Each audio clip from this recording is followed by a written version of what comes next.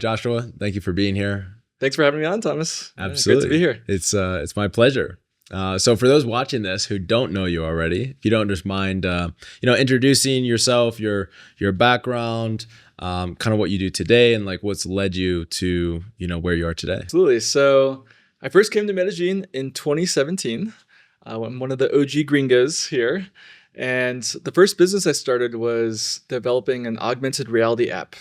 Mm-hmm. We never got product market fit with the first business, but it was my first exposure to the level of talent in Colombia and incredible engineers we were able to bring on board.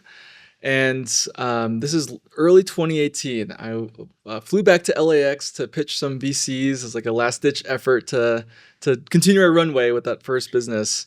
And when I was coming off of LAX at the airport, I saw all these scooters flying around. I'm like, what the hell are these things? I've never seen these before. And a month later, I had wrapped up that previous business and started working at Bird Scooters when they were in their early hyper-growth phase. And that was a rocket ship, kind of being part of the initial team that got to $1 billion valuation in the first 6 months, and then $2.2 billion valuation 3 months later, and launching 3 cities every single week. So seeing that level of scale was incredible. And part of my role with them was to go over to the Philippines to find a business process outsourcing or BPO company to work with to build their operations teams for customer support and some back office roles. And that was my first exposure really to the outsourcing space. And when I was sitting in the client's shoes as an employee at Bird, I just felt a lot of pain points working with these bigger BPOs, from the way that their contracts were structured to the way that they frankly treated their employees and the very high turnover rate I saw. So I started NeoWork, a business process outsourcing firm as well, to tackle all those pain points that I felt myself as a customer. And we've got teams now based in Philippines and Colombia. We've got over 250 teammates. And we primarily work with tech companies ranging from seed stage to Series B on roles such as technical support or image labeling and AI training teams and SDR teams as well. And we're kind of we're the BPO that's built for startups and scale-ups to, beyond just staffing, help with building out SOPs and reporting and training materials and really set operations teams up for scale. So kind of was able to pull from my original experience, exposure to Colombian talent with the first business, and then pulling my experience when I was working at Bird to create what I'm doing now. That's quite the journey from Bird to, what you do today. I want to go all the way back though, because you mentioned this very briefly. You said you were like original gringo.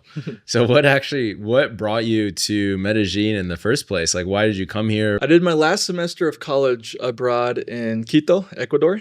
Oh, really? And I did the final week there.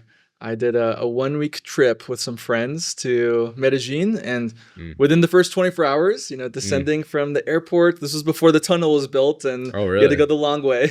But even just the view from descending the old way from the airport, I knew that this place is magical. And I've always been kind of a El Gabo or Gabriel Garcia Marquez magical realism fan, and just like seeing that in real life of the most incredible, crazy things you'll see day to day that can only happen in Colombia.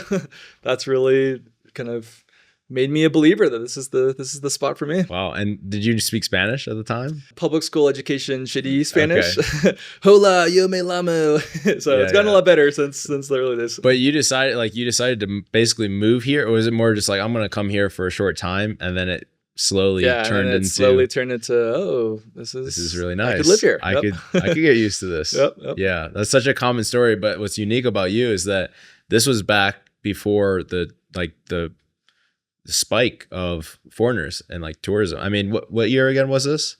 2017. 2017. Yeah. So this is a bit ahead of the curve. Obviously, there's people that were coming here. There was probably some expats, but not to the degree that it is today. Yeah, very few. And my first few years in Colombia, my friend group was just local Colombians. My roommates were Colombians, and I never interacted with Americans really because I had very bad experiences early on with the expats were, coming here because they saw Narcos on Netflix and they wanted, prostitutes and all of that. And I really credit you, Thomas, and your group for exposing me to, hey, there are some great high caliber Americans, Europeans that have come here in more recent years as well. And it's kind of broadened my social circle to now include expats as well, because before I was very quick to make judgments off of most Americans that I saw coming to Medellin for the wrong reasons. Which is fair, because there is a lot of people doing that. But I appreciate, and I will also mention this because you are also OG in the group. Yeah. You were at the very first mastermind that we did back in, I don't even know, it was a couple years ago, in Laureles. Yep. And it was just like a round table. It was a free event. It was just like at first. So what happened was it was going to be a paid event, but I was like, no one's signing up. So I'm like, well, I've already invested all this money. Like I kind of got scammed a little bit on the camera crew, but whatever. Like I'm over it. Maybe not. But anyways, I invested all this money and, I was like, man, no one's signing up. Like I put a post on Facebook and I talked to like 2 people and I was like, and obviously I wasn't doing the volume. I didn't have the reputation. Like no one was, I mean, I don't want to say no one, there was definitely people doing events here, but I don't think there was a lot of events like for business specific, and I could be wrong, but it was just, I couldn't get anyone to sign up. Like in the US, it's a little bit different because people are used to that sort of thing. It's more common there to join masterminds and go to events and pay for it and stuff. But I was just like, man, this isn't working. So I was just like, screw it. I'm gonna make it free.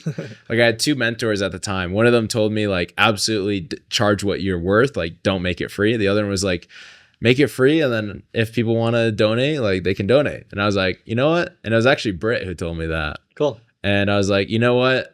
I'm going to go with that because it resonates more with me. So I just ended up making it free. It was a free event. And I was like, at the end, I think if you want to donate, you can donate sort of thing.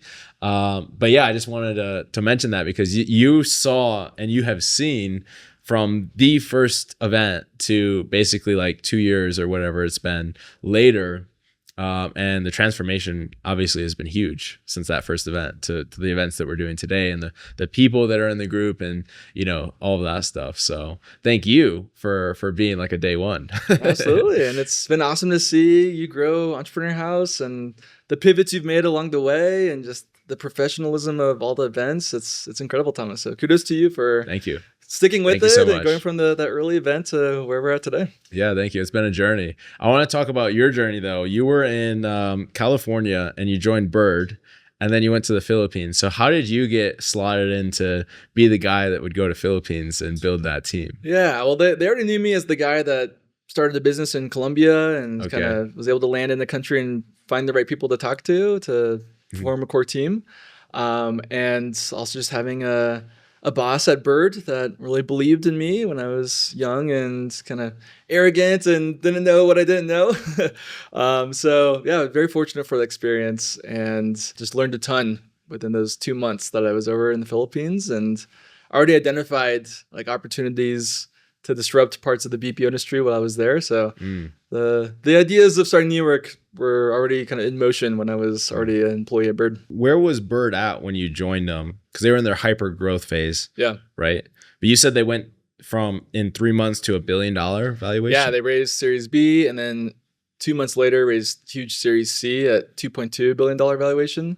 It was a wild time. Most of our Series C went to buying out the global supply of scooters. Just to have a monopoly on all of them over, the Limes of the world and a lot of other copycat startups that were expanding. And look, I mean, a lot of it was VC hype as well. The business model never really made sense. And unfortunately, like it's struggling now, but it was incredible to see what that level of growth and, just launch no matter what it takes. Like, let's keep the expansion going and upward trajectory to hit the next round at an up round. So it was amazing to be part of that. And when you went to the Philippines, they already had team there, right? Like it was pretty established. We found a BPO partner that was going to handle the recruitment for us. And it wasn't a typical BPO setup. I think it was a lot more involved than most clients are with larger BPOs because I was actually doing the interviewing and on site with the team, doing the training and figuring out QA for them. So it's very hands-on. But yeah, we found a partner to handle the recruitment and HR side. And so you mentioned you started seeing gaps in the problems and solutions and just like different things with BPO that maybe just they could improve, right? What specifically were those things back then, or maybe even today with existing BPOs that you notice that are just like, they're not doing as good as they could be? Yeah, so the BPO industry is notorious for being really bad about employee retention. Okay. It's kind of like a open door of people coming in, leaving within the first month, and on to the next, backfill. Mhm. And a lot of that comes from just the nature of the roles, so them being primarily entry level, customer support type roles with not a big support layer. And a lot of these larger BPOs, unfortunately, see their employees kind of just as another number instead of really investing in them. So that's the main differentiator I wanted to create with NeoWork, where we help all of our teammates see their role as a career that they can grow into instead of just a job. Right. So we built out this whole NeoWork Academy program where we're doing live and async courses for them and teaching them things like soft skills like Radical Candor to hard skills like how to use AI tools like Lindy and Lovable, and really helping them progress their skill set and responsibilities they can take on for their clients to also help them move up in their roles. You built programs inside of your company for education, like you built all these yourself, and they can go through that training at their own will, or is it part of like they have to go through? Obviously, there's onboarding, right? But this is like extra education. It's part of their performance reviews as well. Okay. What courses they've completed and how they're. So you kind of leave it in. up to them, like, hey, this is the access, and this is the expectation. Mhm. Do it on And strong financial incentives around Okay. growing and leaning in. Okay. Yep. So I'm sure. And how long since you started NeoWork to today? How long has that been? It's many been years? 5 years. We're 5 years. Pandemic baby. Yeah. Okay. So 5 years. So in those 5 years, I'm sure you've learned a lot about employee retention, employee satisfaction, and just like managing big teams, right? So I'm curious to get some like tips from you and advice, knowing your experience and background, specifically with the Philippines and Colombian workforce and culture, because obviously we're in Medellin, Colombia. There's a lot of people that might be watching this, myself included. I'm more so like asking for myself, but Yeah. I'm sure there's people watching as well that are interested. I struggle, and I have struggled with retention, just churn of like people coming in, not retaining them, they leave, and then having to replace them, right? And so I would love to hear your best advice on like how to not only find the people, but make sure they're the right fit before you even hire them. And Yep. then how do you ensure that you are retaining them, right? If they're a good fit for the team and kind of developing them and growing them, and especially at scale, because you got 250 people, as you mentioned. So what are some of the best tips and advice you can give absolutely. someone? You were spot on when you said that you have to look at it even before their first day. Mhm. How's your recruitment set up? So looking at personality tests, looking at expectation setting in just the job description itself. And you're talking specifically about Colombian hires, even things like sense of time. I'm a big stickler where if they're a minute late for an interview, that means they're going to be 10 minutes late for meetings once they start as an employee because of their on ahorita It's time, so true. right? So basically we have a no ahorita policy at Okay. NeoWork where all deadlines have a date and a time attached to them. It's not in a little bit, but screening for that during the recruitment process is And really so critical. how do you screen for that besides if they show up on time or not for the interview? Yeah, putting a lot more weight into time to fill and just a very fast recruitment cycle. And Okay. for candidates that are very slow to respond or go to the next step of assessments, that also is usually a signal that they're not heavily invested or really eager about this role, and it might Right. not be a good fit. And also looking at your recruitment team as a sales team.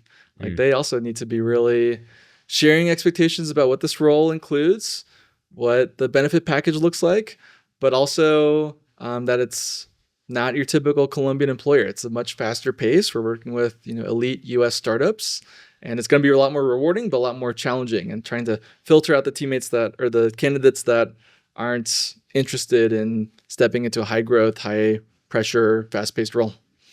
So once you've done all the screening, and we like to do 2 rounds of interviews and an aptitude assessment for each role. Okay. Once you've screened them, the next most critical step is proper onboarding. I struggle with this. I basically am just like, all right, here you go. Here's everything that needs to be done. Yeah, and it's it can be tough. Like entrepreneurs like us, we love to just figure stuff out, and we're bring on the ambiguity. That's fine. But for employees. A lot of times they really want that clarity on what exactly is expected from me.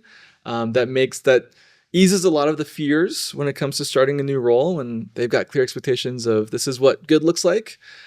So some best practices to put in place for onboarding is really giving clarity around the why behind the work, kind of over communicating the context about how important their role is and how it impacts these different departments that they might not have visibility. And really kind of what's the mission behind their work as well, giving them a compelling reason for what they're doing. Also, a best practice we like to put in place is having an onboarding buddy. So someone that's a fellow Colombian that is going to be their point person, and that person is accountable for making sure that they get to meet the rest of the team and have a nice transition into the team culture. Some other things that you can do are really early on defining metrics for success. And we like to do that for all of our roles, having a couple core KPIs and giving visibility not only to our clients, but even more importantly to these new hires about how they're performing against those KPIs, what good looks like, and just removing any fears around, hey, am I adding value in this role, or what's expected from me? And having clear numbers behind their performance helps a lot. How much is the split between the in-person onboarding, like one-to-one or one-to-group, versus the video, like, pre-recorded training, onboarding stuff? Yeah, just for scale, we've moved a lot of the more repetitive things to video-based. So things like talking about benefits and talking about how insurance works. But actually, just before this call, I did a meet and greet with the new hires from this week. So I still like to have one-on-one time with all of them, the new hires, at least early on, just to make sure that they understand kind of what NEWRK is all about, and giving them more context around the client that they're working with and how the relationship started, what that client's problem is solving. A lot of our clients are in healthcare, so they have a really compelling problem of actually helping to save people's lives in U.S. hospitals. But yeah, just making sure they've got total clarity on like what the impact of their work really is. Your primary team is in Philippines and Colombia, right? Mm-hmm. Are those people all working remote? Or do they have office space? Yeah, we're a fully remote team. Okay. In the Philippines, we've got backup sites because the infrastructure isn't as strong as Colombia. So when there's extended internet outages or power outages, they'll go to the backup site. But yeah, we've found it's a lot easier to attract and retain talent doing the work from home setup and not having to deal, especially in the Philippines, like the traffic in Manila is 2 hours on average each way. Oh, wow. Yeah. So you can find better talent if you have that work from home setup with still, backup sites in case there's a typhoon or. Got it. Okay. And how do you, what do you have in place to manage the work from home employees, make sure they're actually working? So we use this virtual office called Frame. We can maybe slot in a little video of it. It's cool. Sure. Think of it kind of like the Sims video game. So that level of graphics, but it's the best of both worlds. They're not commuting to work, so they don't have to deal with that, but they still have the water cooler chats and the sense of, if you're walking from one room to the other room in our virtual office, you'll run into people that you wouldn't normally interact with. So that happens to me a lot, where I'll run into entry-level customer support representative. What do you mean by run into? Because they're literally characters in a video game world. If you want to go to someone's meeting, you click and you walk a virtual character. Yeah, like a video game, like WASD, walk over to the other side of the office and run into them. So everyone has to be logged in if they're working. And so you have 200 whatever people in your virtual office. Yeah, and we've got our clock in, clock out within the virtual office. They really sign up for their PTO credits within, they do all their actions within the office, and then they go to their different floors for each account. And how's the feedback been? Like, most people, have they ever done this at a previous job? It's pretty new, okay. But they have fun with it. You can customize your avatar, so we let them go all out. Okay. And you can change the environment. So sometimes we'll change it into a go-kart race and do epic Mario Kart-esque races across the company. We do our town halls there every month as well. So we'll change the office environment from our typical office to be a giant amphitheater to get everyone together.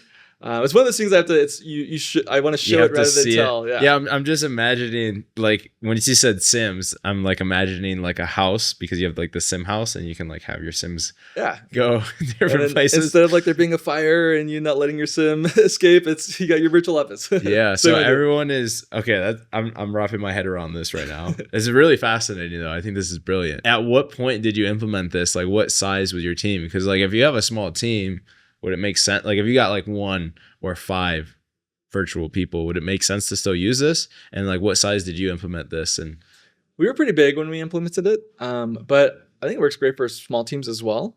And you can have a very shortened and smaller office size, and you can even try other platforms that have more features. We use Frame because the billing is per office or per floor instead of per user, and we've got a lot of users. But for like a team of 5, another great one is called Gather Town. Instead of Sims, it's more kind of like Pokemon aesthetic.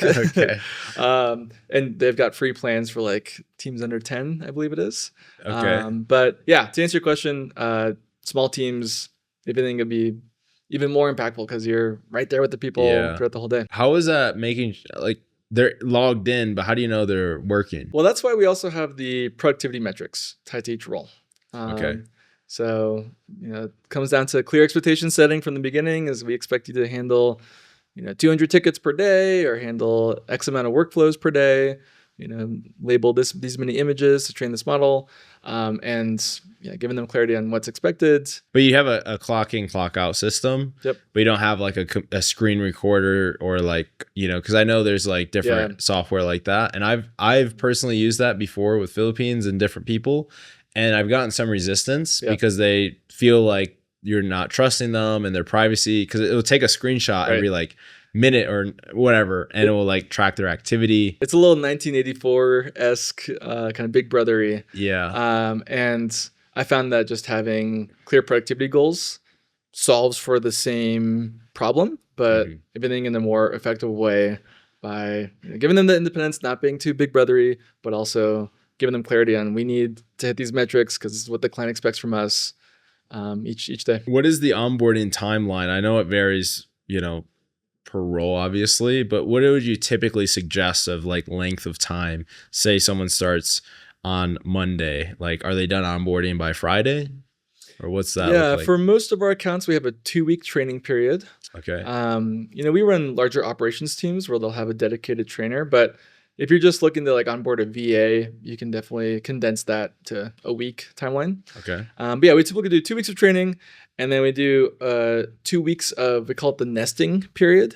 And what that looks like is 70% of the time they're starting in their new roles, taking technical support tickets, handling their AI training workflows.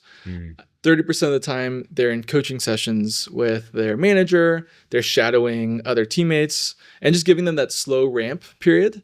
So that after 2 weeks of training and 2 weeks of nesting, when they're 1 month in, that's when they go into full production mode, and that's when we start reporting on their KPIs. But I found it really critical to give them just that ramp up period to ease any fears of, I have to be at 100%, like same as productivity as these other people that have been doing this for a year already. Kind of giving them that soft landing. What else have you found has been like really good that has helped your guys' retention? Like obviously the screening up front and the onboarding. Is there anything else that you guys have done or you suggest other companies doing if they want to increase their retention? Reduce churn? We're really big into in-person events. Even though we're a remote team, I think it's so critical to at least every quarter get everyone together, even for something as simple as a dinner.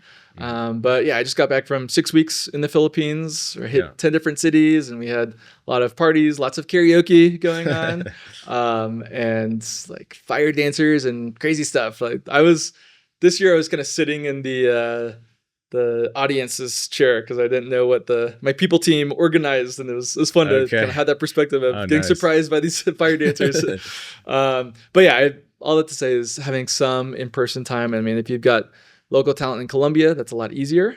But just getting the team together, it's hard to really calculate ROI, but it really contributes to retention, which helps. I'm just a big believer in it's a lot less expensive to invest in existing teammates than it is to have to train and recruit a replacement. Oh, for sure. Yeah. I mean, it takes up so much bandwidth, and then you have to train them, onboard them, and you don't even know if they're going to churn. So you have to do it again potentially. So yeah, we all business owners, I think, have experienced that. Yep. So that's huge. Is there anything else that you'd also recommend or suggest for retaining talent, or just anything in general that you've learned in the 5 years? When having one-on-ones with teammates, asking them about their career goals as well. And beyond what they're working on right now, what's not only career goals, but their life goals, and how can working within NeoWork be in service of that end goal of theirs.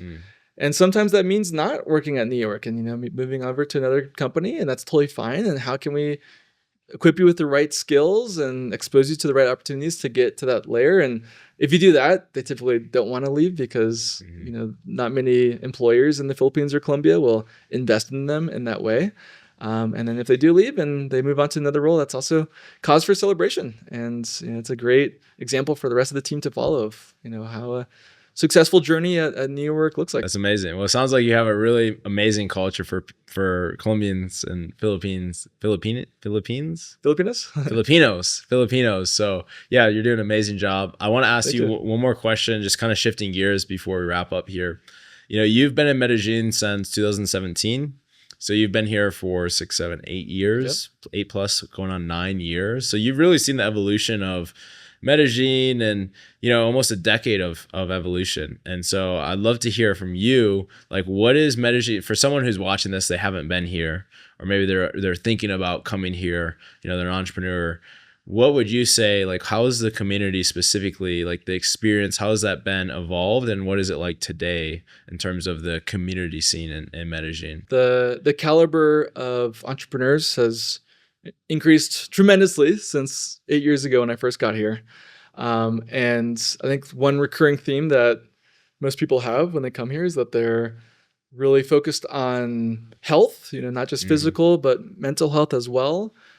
This is a great place to really lock in and build your business because you don't have to worry about, what to wear. It's t-shirt weather every single day. You don't have to worry about, there's so many at-home services, domicilio, that you can get easily, and just really focus on locking in with your business. And just a lot of like-minded people that are focused on growth. Amazing. Well, Joshua, it's been a pleasure. Yeah. Where can people find you? You have social, where someone wants to reach out to you, connect? Yeah, I'm active on LinkedIn, Joshua Eidelman, Eidelman. And they can shoot me an email at joshua@neowork.com. It's been a pleasure. Thank you again for coming on. Thanks for having me. And thanks for being part of the community. You've been a true blessing, and you've served a lot. So thank you. Thanks so much, Thomas. I appreciate you. Absolutely. Cheers, man.